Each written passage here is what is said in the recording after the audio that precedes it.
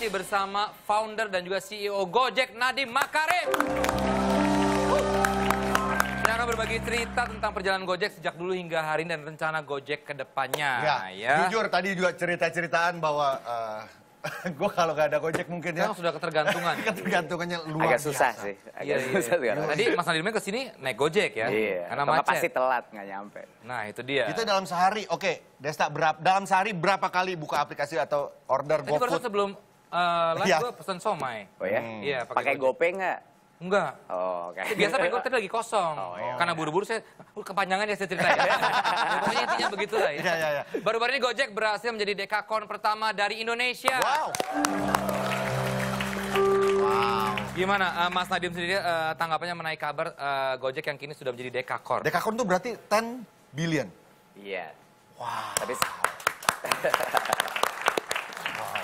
nah, tapi Gojek itu valuasi kan sesuatu yang ditentuin sama investor ya, bukan sama kita. Tapi sebenarnya terus terang valuasi itu nggak terlalu penting buat kita. Yang lebih penting itu dampaknya apa kepada masyarakat di Indonesia, itu dulu yang dampaknya gitu. Jadi angka itu kita nggak terlalu bangga, yang lebih bangga itu berapa jumlah, misalnya 1,2 juta, 1,7 juta mitra kita yang ada 400.000 restoran kecil yang kita bantu gitu. Itu yang bikin kita bangga sih. Terus terang. Keren. Oke, saat pertama kali membangun Gojek, sempat terbayang nggak Mas Nadiem kalau Gojek akan sebesar sekarang? Apa sih ketika pertama kali mungkin ide ini terlintas di kepala? Pasti nggak ngebayangin dong bakal. Sama sekali Iya nggak dong, kebayang. Sama saya lagi naik ojek, habis itu dari situ ngobrol-ngobrol sama supir ojeknya, akhirnya Pakai jaket hijau kebetulan? enggak. Oh belum ya. Belum. Nggak punya jaket. Oh nggak punya jaket. Itu langganan biasa. Namanya Iya. siapa Mas? Nggak usah. Oh udah iya. Jadi ide itu muncul di atas ojek. Iya.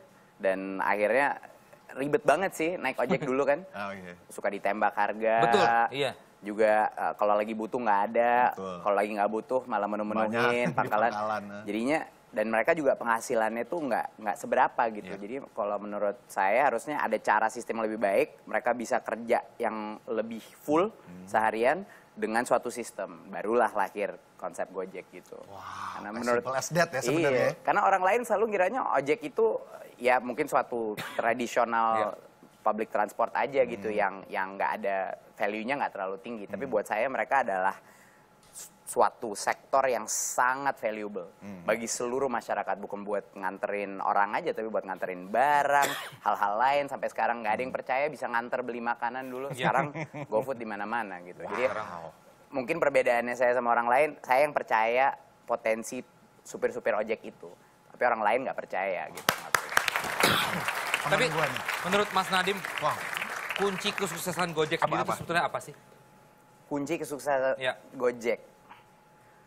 Kalau pertama yang saya harus bilang udah pasti kehandalan mitra-mitra kita dulu. Jadi semua driver Gojek itu, jadi nggak ada Gojek lah kalau nggak ada driver. Itu yang pertama. Ya, itu orang harus sadar gitu. Walaupun kita teknologi platform, tapi tanpa mitra Gojek, tanpa mitra GoLive, tanpa merchant-merchant di GoFood, nggak ada tuh yang namanya Gojek. Jadi ya kerja keras mereka itu adalah alasan kesuksesan nomor satu. Itu yang pertama. Gitu. Kedua adalah tim kita sih. Tim kita tuh spesial banget karena tim di Gojek itu bekerja bukan terus terang bukan buat nyari duit. Lebih motivasi mereka ya milenial lah. Motivasi mereka tuh saya juga milenial tapi di atas. Kalau di kita kuartal kolonial, atas maaf. motivasinya itu lebih kepada dampak yang bisa diberikan kepada Indonesia gitu. Dan kita cukup bangga bahwa baru pertama kali nih atau jarang-jarang banget nama Indonesia mulai terkenal di luar negeri. Kita ekspansi kan ke 4 negara keluar. Vietnam? Iya, Vietnam, Thailand, Singapura, Filipina. Jadinya itu benar-benar nama Indonesia lah kita bawa ke sana. Jadi ya tim kita tuh bangga banget. Bener loh. Gue tuh GoFood pertama itu udah paling. Yong, tolong gojekin obat batuk, Yong. Ya nanti aja, nanti aja. Ya, tapi kan, tapi bener loh, GoFood, gue sampai sempet bilang sama ini yang menemukan harus diberikan Nobel kayaknya karena beneran sangat membantu. Dan sekarang GoPay, gue tadi cerita juga kan, gue makan di mana udah bisa bayar pakai GoPay, tinggal nunjukin dengan balance-nya ada berapa, gue nambah, sangat memudahkan hidup gue. Terima kasih, terima kasih. Kembali. Kalau buat Oke, sebagai perusahaan Dekakorn, peningkatan layanan apa lagi Mas yang ingin dikembangkan? Pasti ada lagi dong. Iya, banyak sekali sih yang mau kita kembangkan. Pasti terlihat nanti dari GoPay akan meluncurkan berbagai macam layanan-layanan lain. Saya nggak bisa sebut sekarang, tapi akan ada berbagai macam layanan yang akan mempermudah masyarakat Indonesia dalam melakukan pembayaran dan juga meningkatkan inklusi keuangan. Itu yang penting dulu, karena kayaknya banyak sekali masyarakat yang mungkin belum dirangkul oleh financial services, oleh banking sector, dan kita ingin membantu menjadi jembatan. Biar mereka tuh juga bisa mendapatkan berbagai macam akses. Dan yang kedua mungkin akan ada perkembangan berbagai macam kepada UMKM kita. Karena 80% dari orderan GoFood itu bukan chain-chain besar. Itu adalah sebenarnya ya UMKM kecil pinggir jalan yang emang makanannya paling sedep. Gitu loh.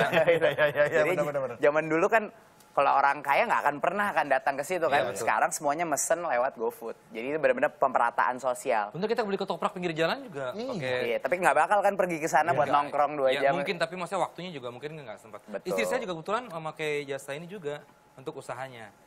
Beli ya, tapi nanti saya malah promo ya. Himbauan untuk ini Mas, ngevote mitra Gojek 2019. Iya.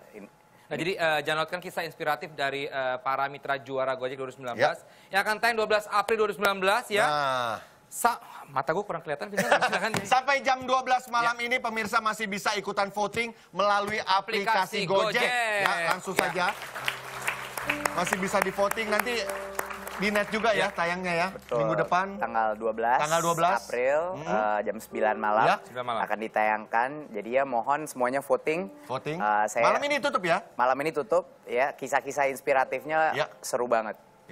Saya naik Gojek 2 kali sehari itu cerita-ceritanya macem-macem banget. Jadinya ini mungkin beberapa cuplikan tertentu dari kisah-kisah yang paling powerful lah. Tapi nanya sedikit. Naik Gojek sering pasti kan? Maksudnya tukang Gojeknya tahu nggak? Atau nggak tahu? Ya mungkin 30% lah yang kenal saya gitu. Iya. Dia dari spion. Iya. Masalahnya kalau lagi jalan, kalau baru sadar di tengah jalan itu yang paling masalah. Kadang-kadang ngeyel. Agak grogi. Terima kasih buat Dodi Makarim. Makasih banget. Thank you so much. Thank you. Dan jangan kemana-mana dulu karena setelah ini kita akan memberikan clue ketiga untuk TNS tebak siapa ya? Iya. Yes. Oke, kalau gitu tetap di Tonight Show.